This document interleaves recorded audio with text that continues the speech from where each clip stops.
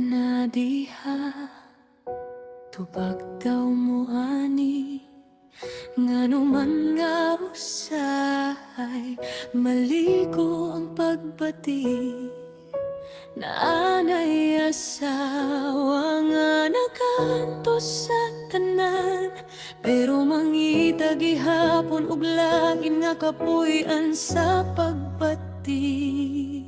Sa balay adunay naghulat nga matinud-anon, nagmata sayo, nagluto, nagatiman, walay hunong. Pero ngano man nga sa uban pa makita ang kalipay nga unta sa pamilya gihutan ra. Kulang ba ang gugma o nawadan lang mo gana? Unsay sayo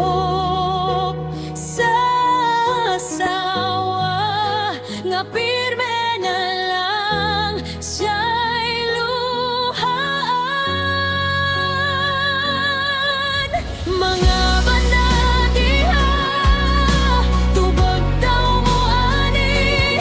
Unsay rason nga nung mangita mo'g lain, pero muli gihapon mo sa inyong asa.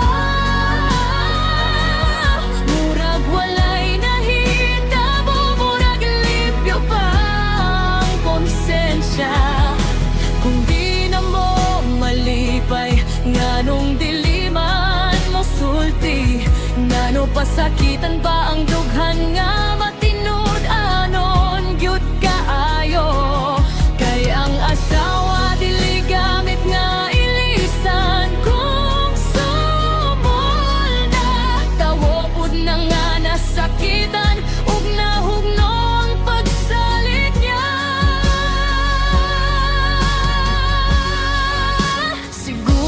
Mo ingon, nalahi lang ang panahon o kapoy na ang relasyon.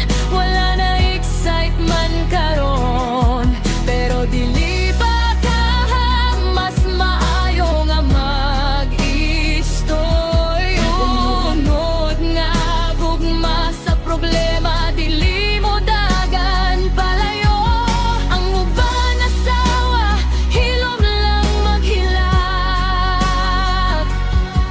masking kabalo na siya, iyang dughan nagkabiyak. Kay para sa mga anak, magpabiling gihapon, bisan ang iyang kaugalingon, halos wala na'y nahibiling. Ganan, lalaki pareho ug batasan, naagi hapoy matinud-anon hangtod sa katapusan. Pero sa mga nakasala panggutana inyong kaugalingon, kung kamo ang gibinwangan, makaya ba ninyo ang kasakit sa panahon?